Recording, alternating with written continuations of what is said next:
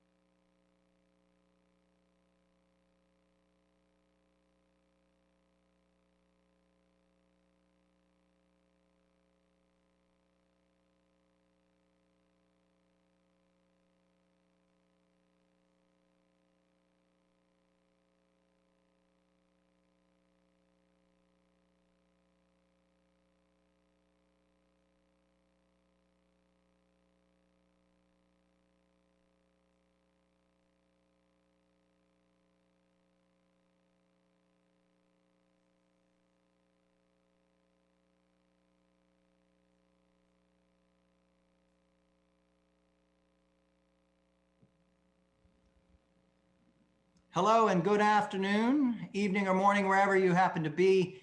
I'm J. Stephen Morrison, Senior Vice President here at the Center for Strategic and International Studies, where I direct the Center for Global Health Policy.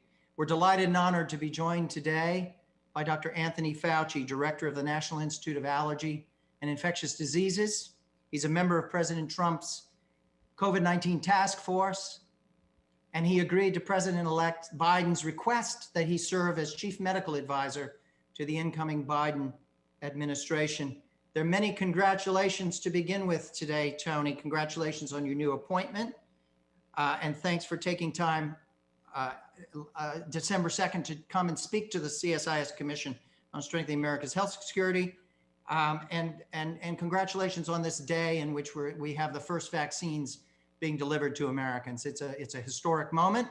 I know you're at the very thick of all of this, and it means even more to me today that you've taken time to break out and be with us. So thank you so much and congratulations. Thank you, Steve. Good to be with you, Steve. We've asked Dr. Fauci to reflect on 2020. We'll of course speak to issues looking forward. That's inevitable, but the main aim today is to pause, look back, and reflect on this extraordinary year. 2020 is unlike any other year in modern times. We'd have to look back 102 years to the Spanish flu, 1918, 1919. We'd have to look back 80 years to World War II for analogous moments. It's ending with a strange, discordant admixture. We have celebration, hope, optimism as vaccines begin to be administered today to Americans and elsewhere in the UK and other countries.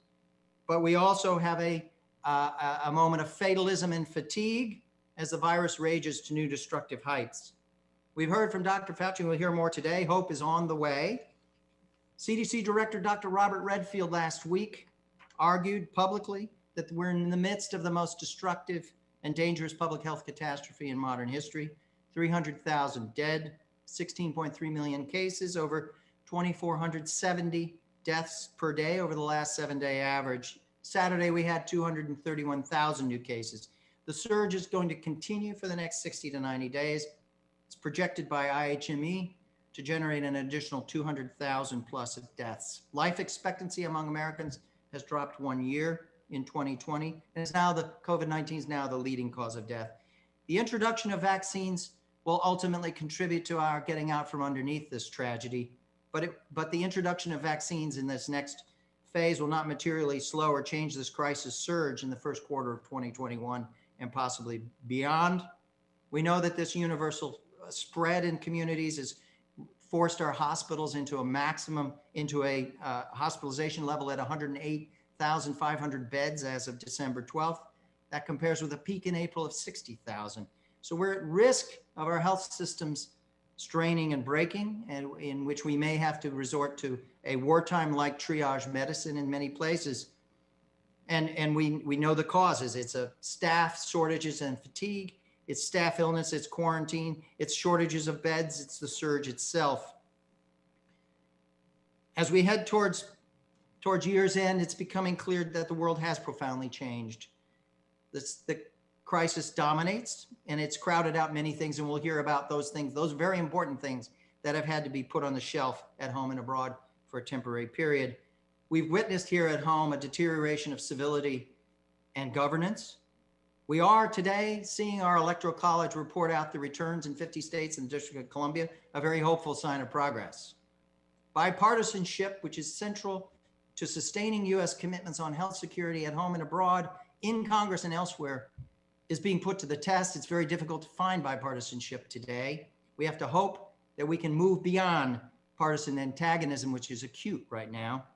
We've entered economically desperate times. We know there's gridlock in the search for new stimulus that could help provide safety nets to pull people, schools, small businesses, local and state governments back from the precipice.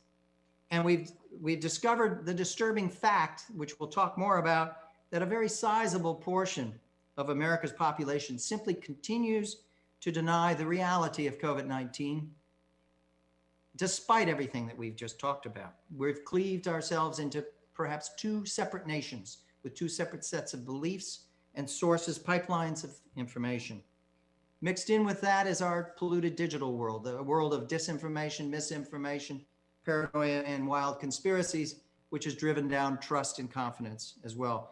The flip side of this is the side of hope and optimism that rests really fundamentally in our science and in the rapid research and development of new vaccines, therapies, and tests.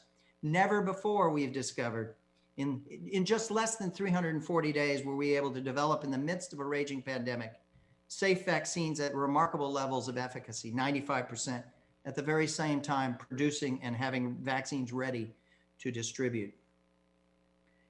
There's still considerable uncertainty. We'll talk about some of that. We don't know how much immunity is conferred. Does the vaccine prevent transmission? Those who are vaccinated, are they still able to transmit? We're reading a lot about building trust. There has to be a national messaging campaign. We haven't seen that yet. And there'll be continued debates around supplies, manufacturing capacity, fairness and transparency, ending or warding off cheating. Dr. Fauci's been at the center of these roller coaster dramas. You've taken a number of hits, including threats to your life and safety of your family. As COVID-19 has become more and more politicized, you've had at times found yourself in the middle, targeted by the White House itself at points. Your unique role has taken on many dimensions. Trust is Dr. Fauci's currency, a trusted voice expected to speak clearly against falsehoods, even when those are propagated by powerful forces. You've been asked to deliver the core messages about essential behavior and individual responsibility over and over again, and to make tough calls, as we heard recently in the roll-up to Thanksgiving about the need to see this as the possible threat of a surge superimposed upon a surge. You've been very active in defending our institutions, FDA, CDC, NIH. And you continue to care for those who are ill, and you continue to provide the translation of evolving science, whether it's about therapies, vaccines, about controversial matters, masking, asymptomatic transmission, things that are evolving in the course of this pandemic. So you've survived, you're still intact, and you've become the bridge between the two administrations, which is pretty damn unusual, frankly. So congratulations on that. Let me move to ask you to reflect on your own personal role. First question, did you ever in your wildest dreams imagine this, you'd find yourself in this role? Honestly, Steve, no. As I've always said, I've always been concerned when people ask me what my worst nightmare would be a respiratory-borne illness that's a new virus that jumps species, that has a high degree of transmissibility and has the capability of high degree of morbidity and mortality, either in general or among certain subsets of the population. And here we are living that nightmare. You mentioned the year 2020. It has been such a unique, unbelievable year in so many respects. But it is what it is, Steve. We as people who are members of and interested in the scientific public health approach to things, that we can end this. It is very, very challenging. I think you mentioned some important things in your introduction. The fact that we have a vaccine that is now shown to be highly efficacious. We need to make sure that vaccine gets implemented. Today is an unusual day in that it's historic. 2.9 million doses have been distributed to over 100 sites throughout the country to begin vaccination of the first tier of individuals. I don't think I could have imagined 5 years ago that we would be in such an intense situation now as a country, as a scientific community, and as myself personally. As you look back over this past year, how do you explain, what explains your resilience and your survivability in this world where a lot of people have not had that experience, but you have? I can't say, Steve, I am who I am. I do what I do, and I focus on the enormity of the problem, and I focus like a laser on what I need to do. There's a lot of things going on. You mentioned some of them that could be distractions, the pushback, the divisiveness in society, the misinformation, the conflictual nature of where we are in our society. That makes responding to a public health challenge all the more difficult. But nonetheless, despite these circumstances we find ourselves in, we have to just move on and continue to apply the best public health measures at the same time that science in the form of the development of a safe and highly efficacious vaccine is going to be the light at the end of the tunnel. So looking back on 2020, what is your proudest moment personally from this year? I think the proudest moment would be the fact that we have successfully done what people would find to be the unimaginable, namely to have a virus that was brand new and first recognized and sequenced in January of 2020. And then in December of 2020, speaking to you today, as we speak, Steve, people are getting vaccine injected into their arms with a vaccine that's 95% effective against clinical disease and very, very effective against serious disease. I mean, that is a historic, unprecedented achievement. So that's something that I feel the best about and the proudest about, that we played a significant role in the actual success and development of that vaccine. Yeah. Do you have any regrets looking back, or the darkest moments that come to mind when you look at 2020? Well, Steve, the darkest moments are the disease burden and death. You mentioned the numbers yourself. I mean, we have almost 300,000 deaths. That's the worst public health catastrophe in 102 years since the 1918 pandemic. I mean, that's just extraordinary. As you said, we have almost 110,000 hospital beds that are occupied. I testified before the Congress a few months ago when we were having 40,000 cases a day. And I said, I would not be surprised if we did not handle this properly, that we could have 100,000 cases a day. And now we have over 200, between 200 and 300,000 cases a day. Those are the dark moments, Steve. Those are the things that as a physician, a scientist, and a public health official are very painful to have to deal with, that we have such an extraordinary burden of disease and death in this country. We know that in our society, a gap has appeared. I mentioned this astonishing fact that a remarkably large portion of our population is not taking this seriously and continuing to deny the reality. But when it comes specifically to you, what we see is a partisan divide increasing, that among Democrats, over 80% have a very high trust level in you. When you look at Republicans, it's 30 points lower than that. And I take that as a measure of the politicization that has occurred and the degree to which this has been driven into partisan camps. How can you use your good office and your reputation, remarkable and unique reputation, to try and reverse course here and bridge that chasm? Because that is going to be one of the biggest challenges we face in the next 2 years. No doubt. And it's a very difficult situation. And anyone who's been in Washington for a while and has seen me operate over 6 administrations, soon to be 7 administrations, knows that I'm not a political person. I do not take any ideological side. I just focus on the public health issues for which I'm responsible. And I rely on that mantra of independence and lack of any, political favoritism in one direction versus another. That's the way I've been able to survive over multiple administrations with very different ideologies. And I stick to that, and I'm going to stick to that. And I think as we get further and further into this situation, which is very bad right now, that we will turn it around despite the divisiveness. I mean, I'm a realist, but I have some cautious optimism in the spirit of the American people that they'll realize that this is a real challenge. It's not make-believe. It's not a hoax. It's not fake news. It's real, and we've got to deal with it. Unless you realize and admit to the problem, you'll never be able to fix it. And as you alluded to, and it's true, when a certain proportion of the population don't even admit that this is a serious problem, we have a lot of work to do. So the bottom line, Steve, we do still have a lot of work to do. Despite the scientific advances of a vaccine, despite the fact that we're capable from public health measures to do a lot, we still have a long way to go to get everybody on board to pull together. The only way you're going to get this pandemic under control is if we all pull together as a country and not in different directions as a divided nation. Do you think that it's going to be that we need to try something different?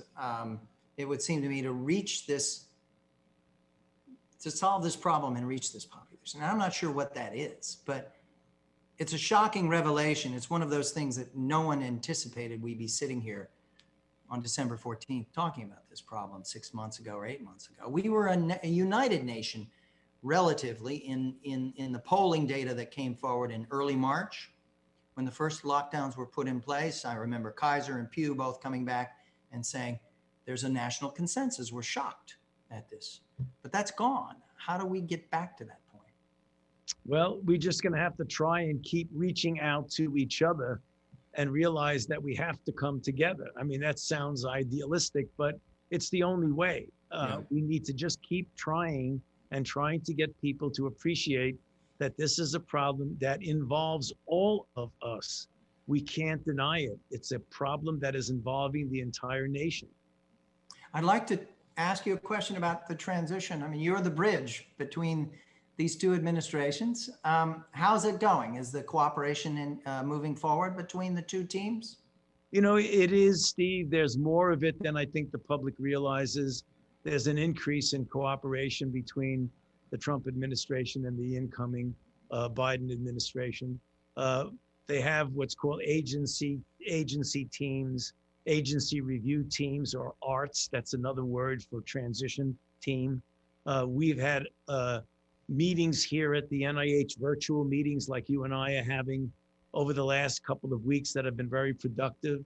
So even though I don't think the general public fully realizes that there is a good degree of cooperation going on. Thank you. Let's shift to the virus and our national response over the course of this year. How do you think historians are going to make sense of this catastrophe? Are they going to put greatest weight on systemic weaknesses, on leadership, on political culture? How are they going to explain how America finds itself in this catastrophe that sets it apart from the rest of the world? Well, Steve, I think it isn't over yet. And I think when you talk about how people are going to explain it, I think we're going to have to find out how it ultimately turns out. There are so many complicated interdigitating factors that I do believe we will need a scholarly approach to sit back and look at what has happened, what went wrong, what were the factors that were positive factors, what were the factors that were negative factors, and hopefully be able to articulate that in whatever a review is, a commission, a white paper, or what have you, so that we could look at that and make sure that when we get a challenge like this again, which I hope will not be for a long time, if ever, that we respond in a way that was better than we responded this time. Well, that brings me to my next question, which is around the idea of a 9/11 style commission. There are many people that are arguing that such a thing, which will be difficult to organize and execute and make bipartisan, but it can be done, as we saw with 9/11 with Governor Kane and Lee Hamilton and Phil Zelikow. That was a remarkable success story when you look back now almost 2 decades, and a success in capturing what happened and what did we not catch, when and why, and trying to clear the air and trying to lay the basis for a new national consensus and try to enumerate and reach consensus around what has to change looking forward. Are you in favor of something like that? Well, I'm in favor. It's realistic? Yeah, Steve, I don't know what form it will take. I don't want to be making any declarations about what it should be, but I think there needs to be a formal retrospective review process to go through each and every one of these things. I agree with you that we're going to have to try very hard to make it a bipartisan approach, because if we go into it with the divisiveness that we've seen characterize the response over the last 11 months, I'm not so sure how successful it would be. I think if we get people of goodwill on both sides of the aisle to come together and realize this has been a really big, bad problem. Let's all admit it, okay? It's real and it was bad. So let's figure out what happened and how we can make sure it doesn't happen again. Yes, I think, when you look back at the Spanish flu, as John Barry's documented in his grand history, the great influenza, when we got to the end of that flu, we forgot. We turned away. There's only one memorial to the 670,000 victims in all of America. And I think it was turning away for a combination of things, of sorrow, of pain, of regret, of shame, and a desire to simply move on. And of course, it was happening at the end of a world war as well. So of course, there were many other factors that came in, but I do think that we need to guard against the possibility that we slip into a complacency and a forgetfulness around this. There's a thing about corporate memory that's really short, Steve, particularly when you get through a very challenging situation. Then you focus on what the problems at hand are now. And having been through multiple cycles of this, it's very difficult to get even well-meaning Congresses and well-meaning administrations to focus on preparing for something that hasn't occurred yet when you have enough problems that are already ongoing. And that's what I'm afraid of, that when this is over, which it will end for sure, that the memory of it will be fleeting, and it'll be the same thing post 1918. It's very interesting. If you go back and reread, which many of us have, I'm sure you have, John Barry's book, it's eerie that there were things that went on back in 1918 that are so strikingly similar than that we see now, including the denial of some states and cities that there really was a problem, the reluctance to wear a mask on some parts of the country, the reluctance to shut down things. Some cities shut down, some didn't. And it was clear that those that shut down did better, both from a health standpoint and an economic standpoint. That was 102 years ago. Yeah, and it's sort of almost repeating itself now in 2020. So hope we don't have that kind of forgetfulness after this. Yes. I want to ask you, what are the most vitally important things that we've learned over the course of 2020? I mean, there's been debate around testing, fragility of markets, vulnerabilities, systemic aspects, the perniciousness of this virus. What in your mind are the most important things that we learned? We started with zero knowledge of this virus. Okay, what did we learn? Well, we've learned that this is one of the most, if not the most unusual virus that any of us have ever dealt with. Certainly in my 36 years as director of the Institute, I have not seen anything where you have a virus that in 40% of the people has no symptoms.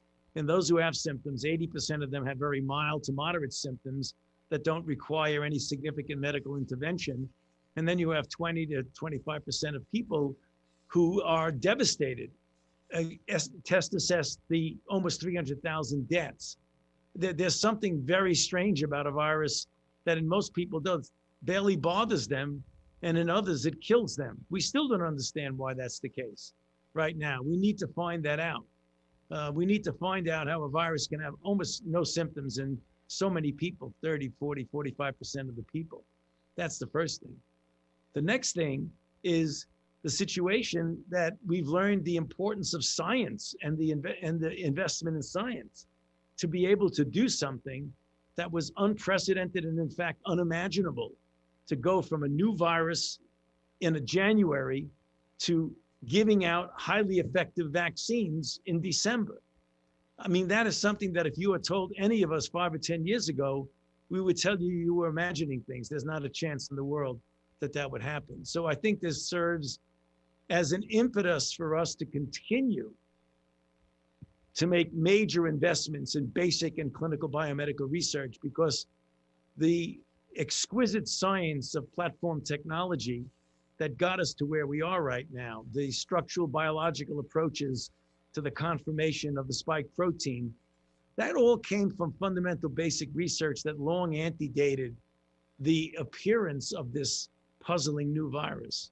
So if ever there was a testimony to the importance of investment in basic and clinical biomedical research. It's what we've been able to accomplish in the last 11 months since the recognition of this new disease. Were you surprised to discover that we actually had acquired the capacity to accelerate the development of vaccines in the midst of a raging pandemic? I'd have to say I wasn't surprised, because that's what we've been working for all along, that you can do research, good randomized placebo-controlled trials in the middle of an outbreak. And that's what we did, and that's why we knocked it out of the park. Because, there would have been an argument, well, there's such a dire need for all this, let's just give it to people and not do the appropriate randomized placebo-controlled trials. After our experience with Ebola in Africa, in West Africa, we had an evaluation of the response by the National Academies and the National Academy of Medicine, who came up with the strong recommendation that you can do ethically sound, scientifically sound research, with the randomized controlled trial being the absolute gold standard right in the midst of an outbreak. And that's exactly what we did here. And 11 months later, we have a highly efficacious group of vaccines. It's not just one, it's more than one.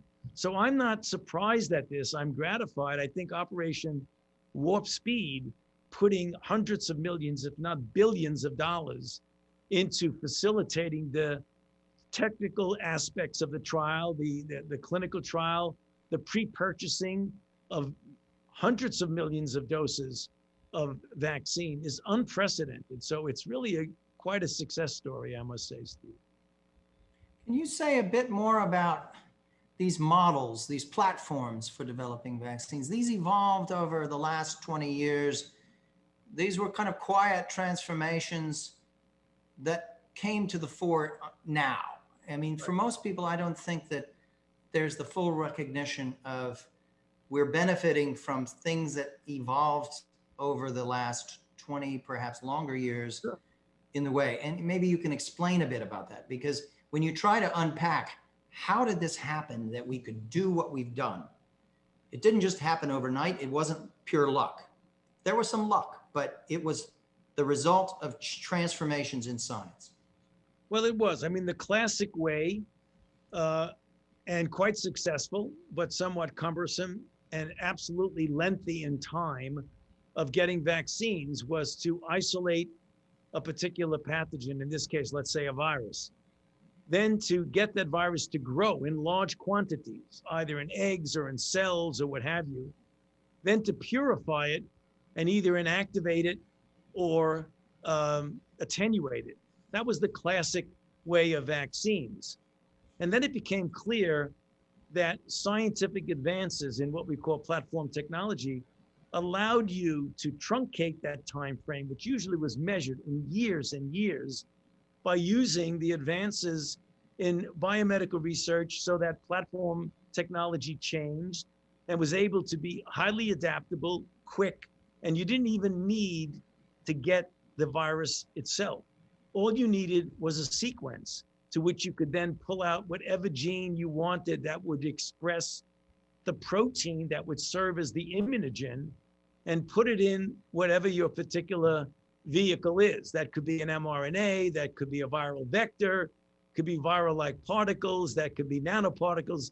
It just transformed completely the flexibility and your capability of rapidly getting a vaccine against a brand new pathogen. But as you said correctly, Steve, that isn't something that happened overnight. That was the result of years of fundamental basic research on these various platforms, on the extremely efficient capabilities we have now of sequencing technologies that you could do it essentially almost overnight, as opposed to months or a year or more. Those are the kind of things that are the fruits of fundamental basic research.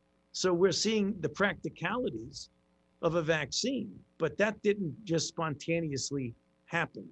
And again, as I said a little bit ago, this is the perfect argument for continued investment in basic and clinical research. So you think that there will be a permanent institutional shift to making this type of capacity Oh, a yeah. permanent part of U.S. global health security approaches.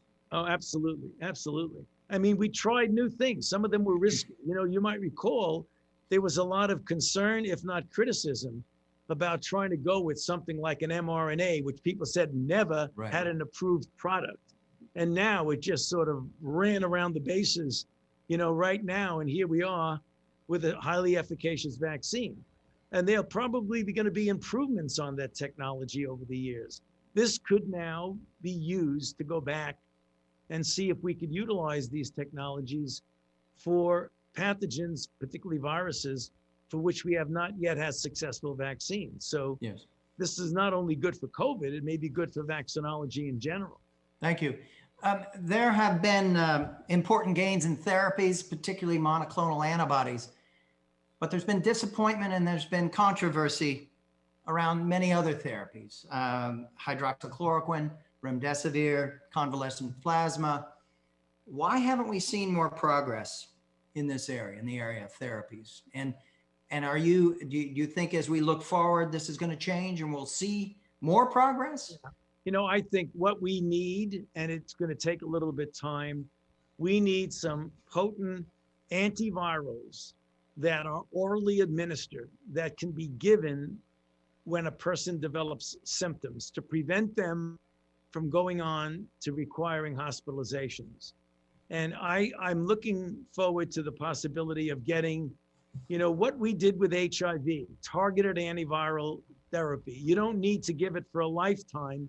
You probably, Steve, would only have to give it for 5 to 7 days before you knock the virus out and prevent it from turning into a systemic disease. Now, there are other things that we've tried because we needed it rapidly. We needed it today, not 8 months, a year from now. And those were the things that you mentioned. Some of them were done in trials that were well conducted and some were not. I mean, we just gave convalescent plasma in a manner that was not a randomized controlled trial to give an answer. So we had a lot of data with convalescent plasma that now is in an EUA, but we still need to definitively prove when it's effective and if it's effective. So our approach to trials on therapies could be different. It could be improved. Oh, I think the beginning, some of the approaches were just give it to people and not put it in the trial. That was not good. You know, now I think it's promising. We have more than a couple of monoclonal antibodies that some of which have gotten an EUA already, in which it's going to be determined. I would think it's very clear that there are those therapies that you really need to give early in the course of infection. You don't want to give a monoclonal antibody when somebody's in the hospital on a ventilator. Probably is not going to do any good. I mean, you want to give them dexamethasone or some other anti-inflammatory. But if you want an antiviral to really work, you've got to have a diagnostic that is sensitive, specific, easy. Get the diagnosis right away. If you're dealing with COVID-19, give the person a direct antiviral, a monoclonal antibody, or a hyperimmune globulin, something that could block that virus early on. Yes. We know there's a big push now to refocus on opening schools. This is something that is surfaced in President-elect Biden's statements recently. And we know that tests are going to be very important to that. We know that there's a lot of talk about trying to do more surveillance, have rapid, inexpensive antigen tests that can give us a better grip on what's going on in order to be able to reopen schools as well as businesses and travel. Are we going to finally move in your mind towards a national testing strategy that is going to make that possible? Because the patchwork, ad hoc, fragmented system is not getting us very far where we need to be. The answer to your question is yes. And one of the things that I think we should have as a high priority is to get testing of asymptomatic people. There has been a reluctance to do that, and even some misunderstanding that it shouldn't be done. There are tests for someone who's symptomatic where you're trying to prove definitively whether they're infected or not. That's generally a PCR test. It's very sensitive. You're not going to get the results in an hour or 2 or 3. At best, it'll take a day, usually 2 days or longer. What you need is to essentially flood the system with rapid, sensitive, specific point of care tests that you can actually do at home without a prescription. That's what I think we should be doing a lot more of.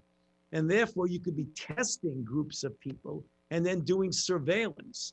Now, it isn't as sensitive as a PCR, but if you do it often enough, you can get a really good feel of the penetrance of the infection in the particular group you're looking at, whether that's a college population, whether that's a nursing home, whether that's a prison, whether that's a factory. You could get a good feel for what the level of infection is and act when you do identify an infection. But that's mostly screening asymptomatic people. We've got to get past that seeming roadblock in wanting to test asymptomatic people. Thank you. I want to talk a little bit about the international side. Outside our borders, there's an urgent need to focus on safe and effective vaccine access by low and middle income countries.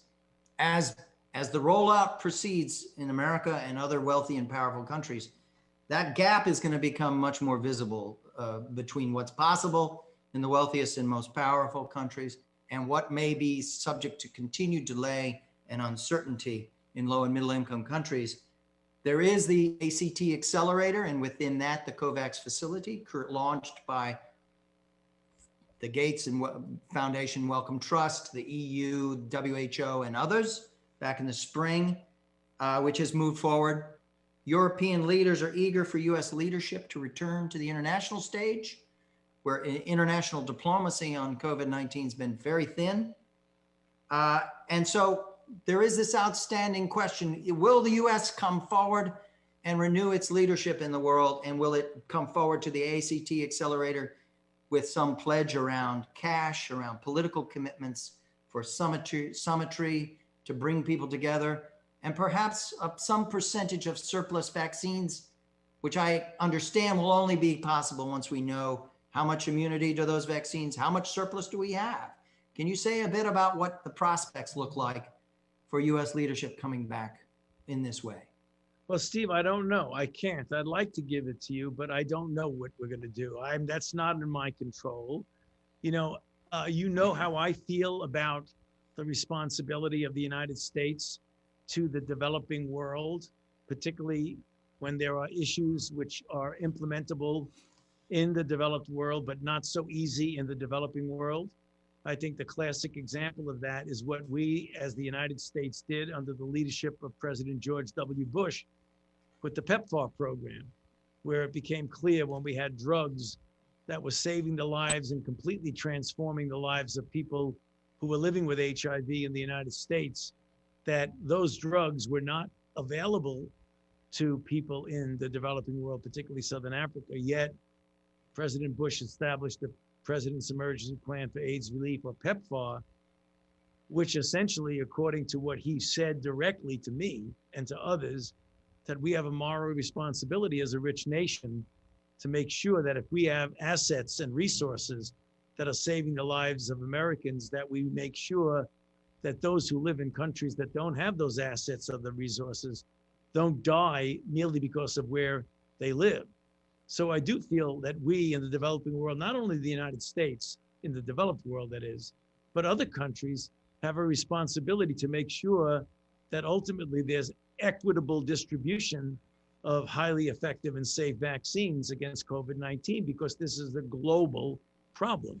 It's not a national problem, it's a global problem. So I believe we do have that responsibility. Whether we act on that responsibility, Steve, I don't know. I don't have the power or the control to do that, but I can tell you how I feel about it. Well, I think it's very helpful to hear you say that and to draw the references back to the launch of the President's Emergency Plan on AIDS Relief, which is the most powerful historical reference that we have. It is going to be difficult in terms of money is going to be short. The domestic crisis dominates.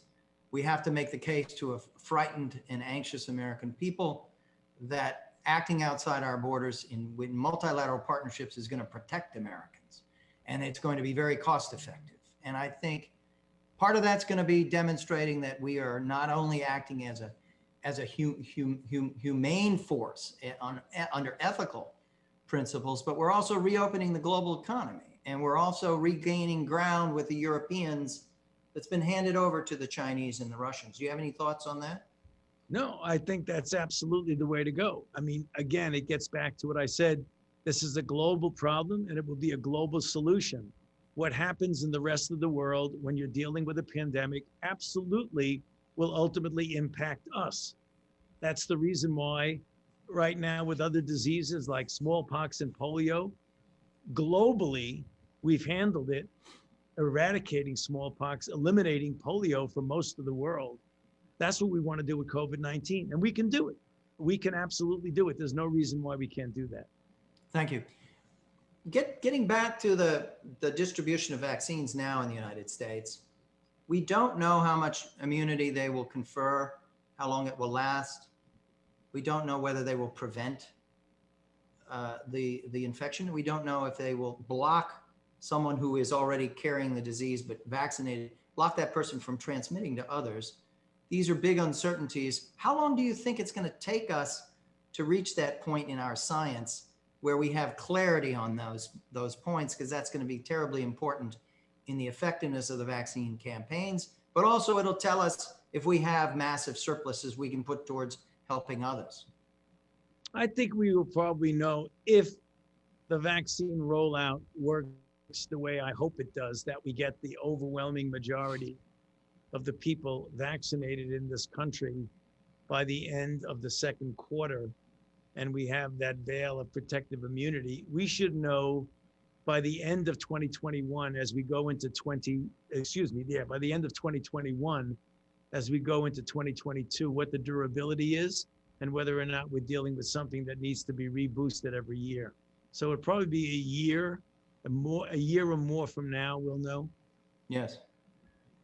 And can you describe for us people are concerned that we've got a surge that's going to carry us into the year. We're going to have the introduction of the vaccine with all of these uncertainties surrounding it. And it's very important that people continue their behavior in terms of masking, social distancing, avoiding congregate settings. How do these pieces come together? Let's say we hit June and we have a 75 or 80% coverage of the American population with this new vaccine, but still some uncertainty hanging over it. What does the reopening look like? Or do people may be tempted to get rid of their masks and let their guard down, or they may be reminded they have to, and for what period? And how does this reopening happen in terms of vacations, travel, all of the parts of life that we want to regain? Well, first thing, it's not going to be like turning a light switch on and off. It's not going to be overnight. It's going to be gradual. And I think we will know when we see the level of infection in the country at a dramatically lower level than it is right now, that we can start gradually tiptoeing towards normality. I don't believe we're going to be able to throw the masks away and forget about physical separation and congregate settings for a while, probably likely until we get into the late fall and early next winter. But I think we can do it. The numbers will guide us, Steve. If we're having 200 to 300,000 new infections per day as you and I are speaking right now. If we get that down to less than 10,000 a day, to 4,000, 3,000, then we'll be in a very good place, because as you know, with the dynamics of the outbreak, the lower number of infections is, the less the virus has a chance to spread, particularly if you have people who now are protected with a vaccine. So I don't think it's going to be subtle. We're going to see a dramatic change in the dynamics of the outbreak. And when we do, then we've got to cautiously and prudently begin to pull back a bit on mitigation methods, not just abandoning them all, but gradually and prudently pulling back. So do you anticipate next fall that most people will be back in classrooms? People will be eating in restaurants. People will be traveling on planes to take vacations or engage in business? It's a big if. And the if is, it's up to us. If we get 75, 80% of the population vaccinated, I think that's eminently doable, what you've just said, by the fall. No. Because we will start vaccinating The general population, people who don't fall in any of the high priority groups, probably as we get into April, we'll have April, May, June, and July. We'd have 3 months, 4 months of vaccinating everybody with a prime and a boost. By the time you get into the fall, September and October, if we get that proportion of the population vaccinated, we should be able to clearly be feeling very comfortable about schools, as well as getting some of the other functions that we have withheld up to now. Theaters, restaurants, things like that. Tell us what do you worry the most about in terms of the vaccination campaign in our country? It's complicated, it's historic. Yeah, I worry epic that. Scale. Yeah, I worry that we don't convince the majority, overwhelming majority, not majority. Majority is 51%. How are you going to do much better than that?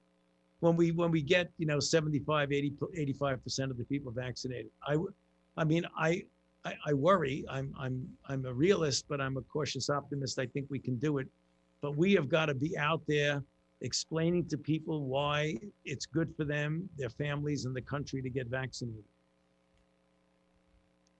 Thank you. I want to talk a little bit about HIV.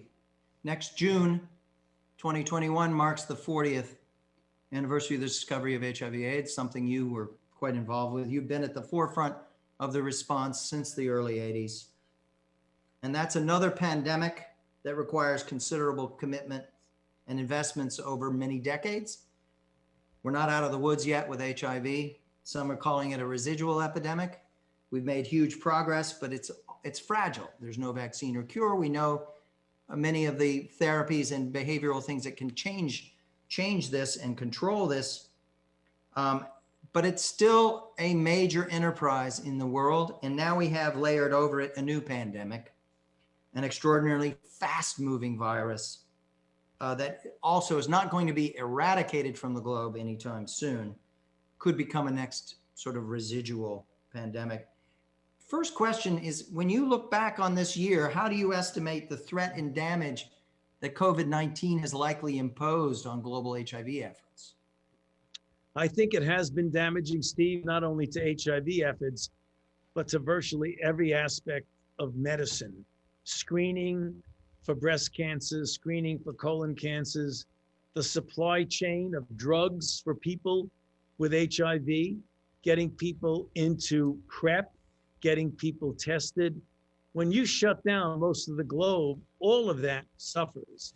So what that means to me, Steve, is that we're going to have to be playing public health catch up with a variety of other diseases that have been negatively impacted by what we have had to do to address COVID-19, including, I believe, some damage that has been done to the efforts of HIV. Do you have any, do you think this has been, for the global HIV efforts, US government's put over $100 billion into that, and we're not the only donor, and countries themselves, other donors.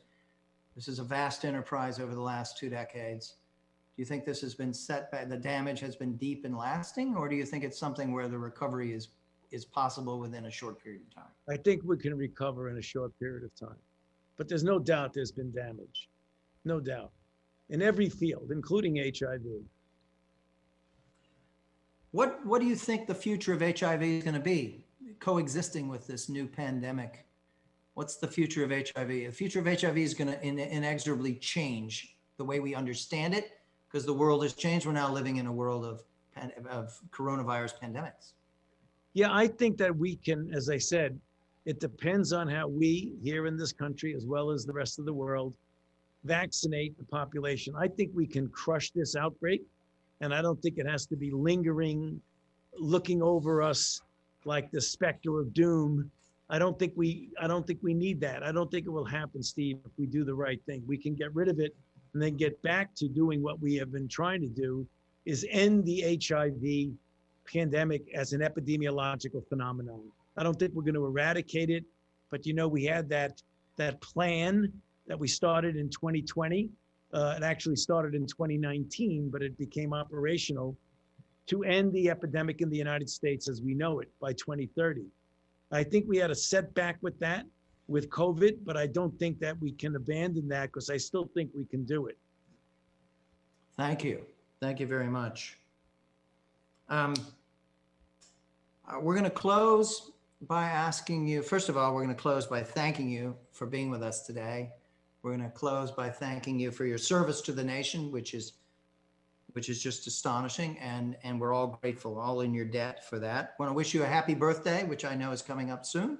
Christmas Eve day, I believe. Christmas Eve, right? And so we wish you a happy birthday, 80th birthday in advance.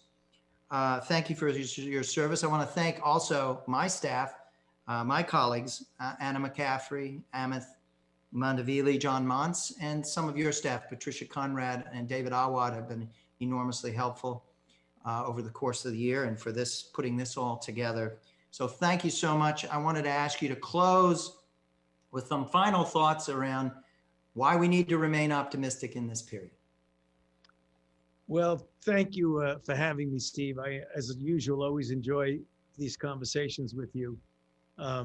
It gets us to think more deeply about some of the really important problems.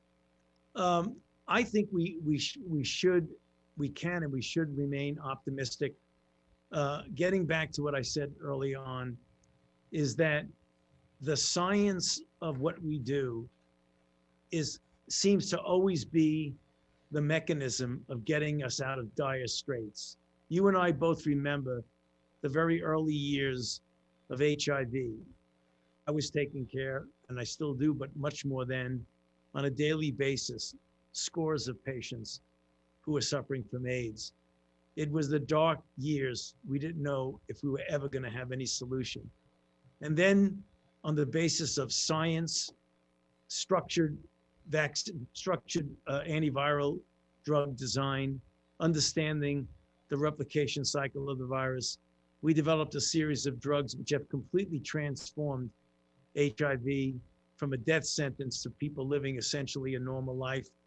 We know how undetectable equals untransmissible. You treat someone, they don't transmit to somebody else. That's all the fruits of science. We've had a terrible year in 2020, and yet science, in the form of the development of safe and efficacious vaccine, is going to get us out of this for sure. So I'm very optimistic as we continue to pursue scientific approaches to these extraordinary public health problems, that we will be able to solve them if we all pull together and follow the science. And I've said that so many times, and I'll end by saying it now. Follow the science and get solutions. Thank you so much, Dr. Fauci. And we wish you the best holiday. We hope you get a break in this madcap schedule that you follow. And we thank you for agreeing to serve the incoming Biden administration. Having continuity will be enormously valuable, having your continued role here. Thank you for agreeing to do that. My pleasure. Thanks for having me, Steve. Take care. Thank you.